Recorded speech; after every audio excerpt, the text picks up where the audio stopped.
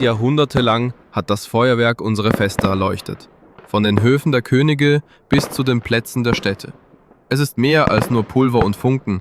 Es ist Kulturgeschichte, Lebensfreude, Gemeinschaft.